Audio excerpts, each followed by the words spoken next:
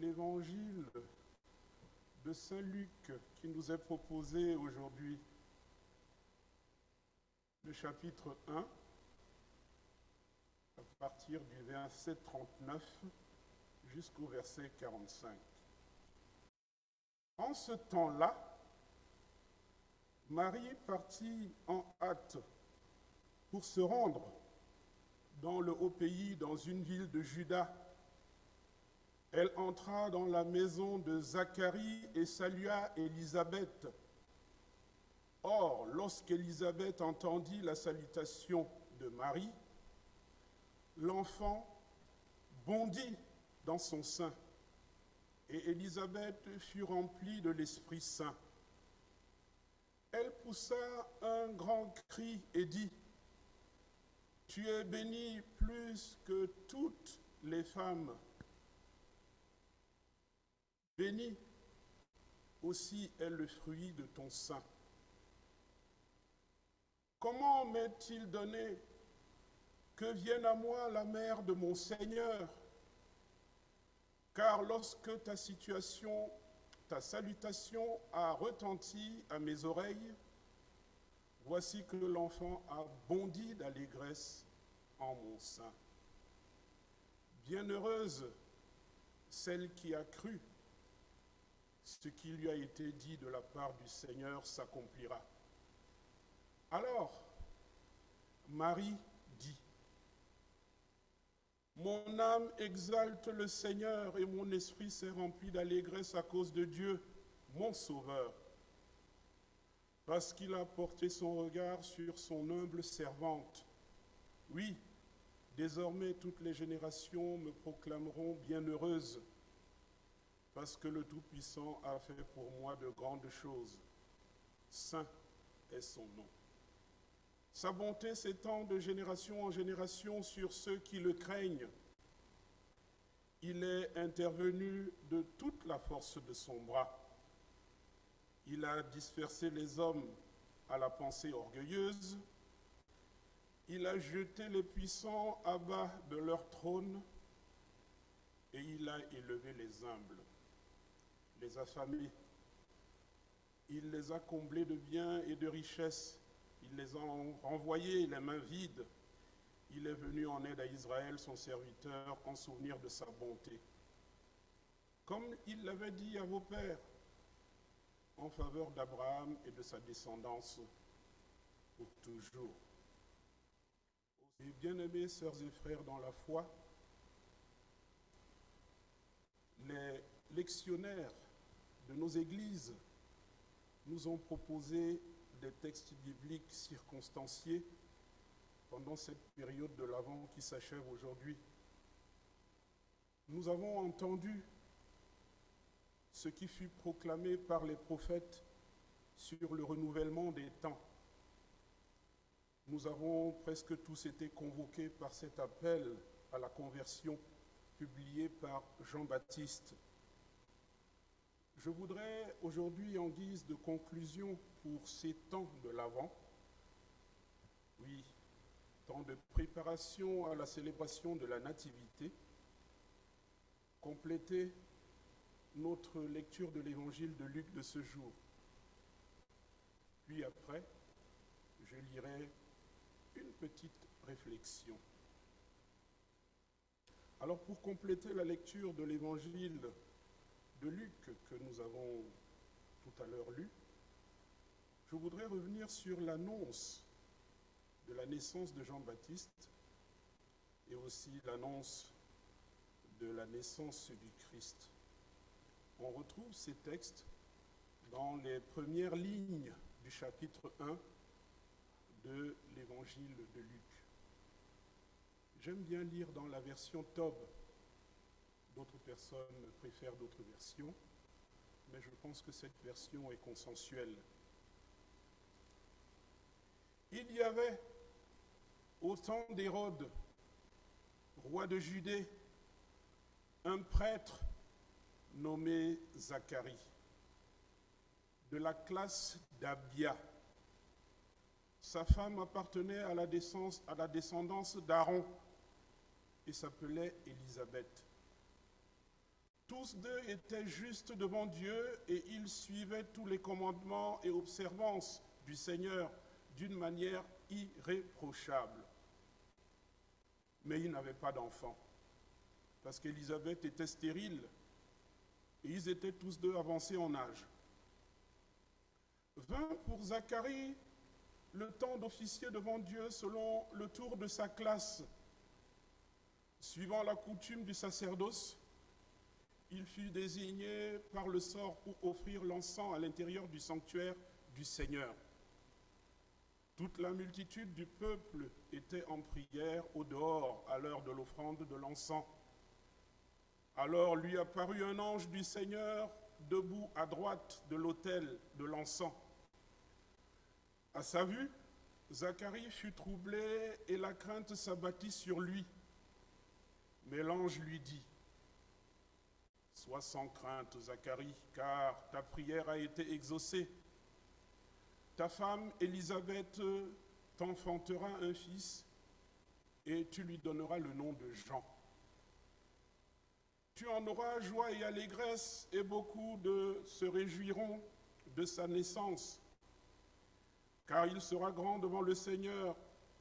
Il ne boira ni vin, ni boisson fermentée. Et il sera rempli de l'Esprit Saint dès le sein de sa mère. Il ramènera beaucoup de fils d'Israël au Seigneur leur Dieu. Et il marchera par devant sous le regard de Dieu avec l'esprit et la puissance d'Élie pour ramener le cœur des pères vers leurs enfants et conduire les rebelles à penser comme les justes, afin de former pour le Seigneur un peuple préparé. Zacharie dit à l'ange: À quoi le saurai-je? Car je suis un vieillard et ma femme est avancée en âge. Alors l'ange lui répondit: Je suis Gabriel qui me tient devant toi. J'ai été envoyé pour te parler et pour t'annoncer cette bonne nouvelle. Eh bien, tu vas être réduit au silence et tu ne pourras plus parler jusqu'au jour où cela se réalisera. Parce que tu n'as pas cru à mes paroles qui s'accompliront en leur temps. Le peuple attendait Zacharie et s'étonnait qu'il s'attardât dans le sanctuaire. Quand il sortit, il ne pouvait leur parler et ils comprirent qu'il avait eu une vision dans le sanctuaire. Il leur faisait des signes et demeurait muet. Quand prit fin son temps de service, il repartit chez lui, après quoi Élisabeth, sa femme, devint enceinte. 5 mois durant, elle s'en cacha.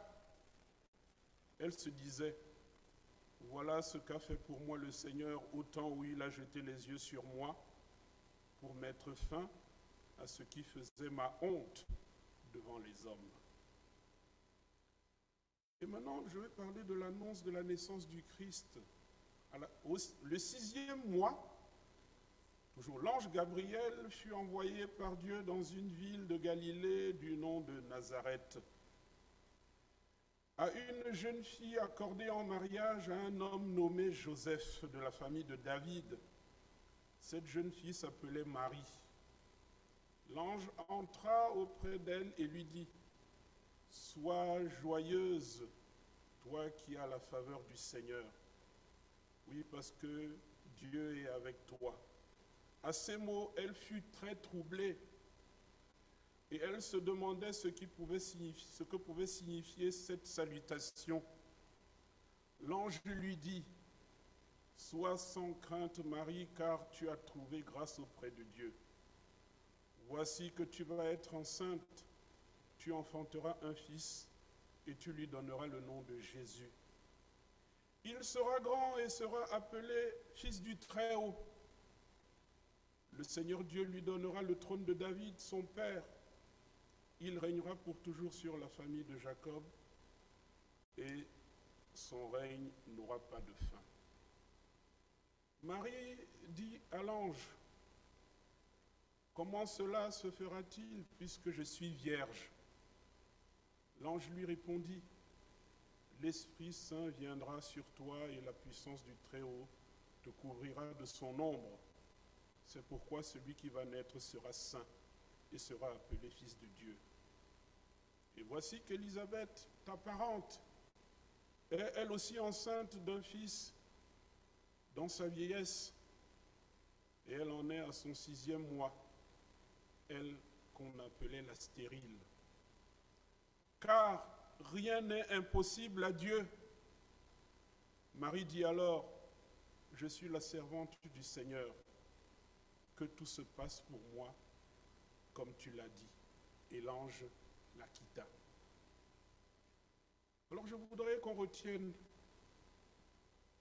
comme cible de notre méditation de ce jour. Nous avons placé ce 4e dimanche de l'Avent sous le signe du dévoilement ou de la révélation du mystère de l'incarnation. Ce mystère de l'incarnation est sujet à caution. De nombreuses personnes jusqu'à aujourd'hui se posent la question sur, je pourrais dire, le crédit que l'on pourrait accorder à un tel événement. Et ici, dans l'évangile de Luc, au verset 37, je voudrais que nous retenions tous ce qui est dit. Rien n'est impossible à Dieu. Rien n'est impossible à Dieu. Lorsqu'on réfléchit sur la manifestation de Dieu dans l'ancien Israël et parmi les nations, on a tendance à accorder à Dieu un descriptif des attributs, des habitudes qui sont simplement humaines. Parce que l'intelligence de l'homme ne se projette pas au-delà de ce qu'elle peut concevoir, de ce qu'elle peut imaginer et de ce qu'elle peut conceptualiser. Mais le Créateur est bien au-delà de ce que notre intelligence peut produire, peut imaginer. Rien n'est impossible à Dieu.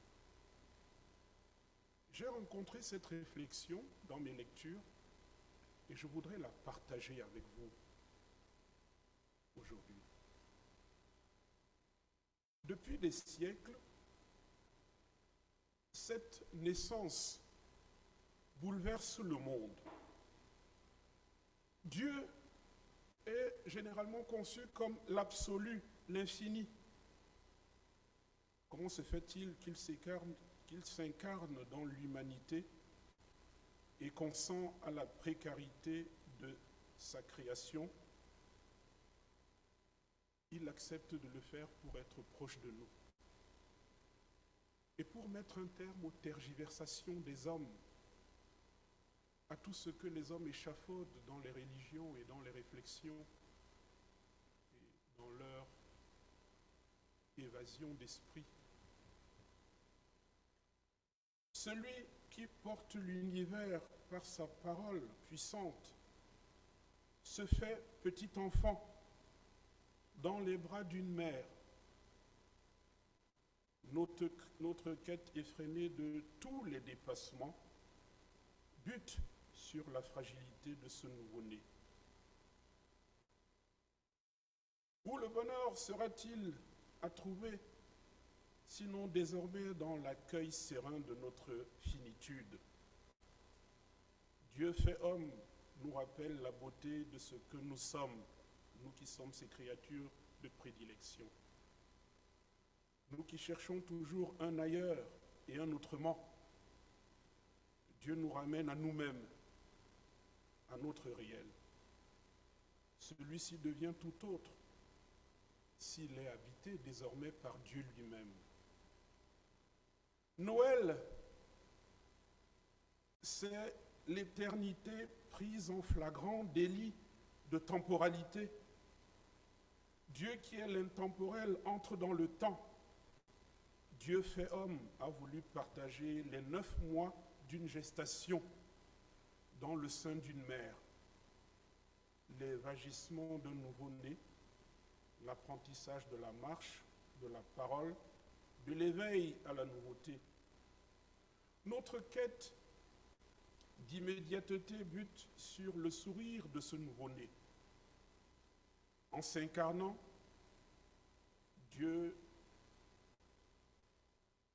n'a pas fait l'économie de la croissance, telles les germinations d'automne qui ont besoin du gel de l'hiver pour se fortifier, de la douceur du printemps pour éclore en fine pousse et du soleil de l'été pour arriver à maturité. Dieu fait homme nous rappelle la valeur du temps. Nous qui cherchons à aller toujours plus vite, Dieu nous ramène à l'instant présent. Celui-ci devient tout autre s'il est habité par Dieu. Finalement, le désir de l'illimité et de l'immédiateté sème la confusion à l'intérieur de nous-mêmes et dans nos esprits. Le plus souvent, le désordre s'installe dans notre cœur, dans notre corps, dans notre existence, si nous n'y prenons pas garde.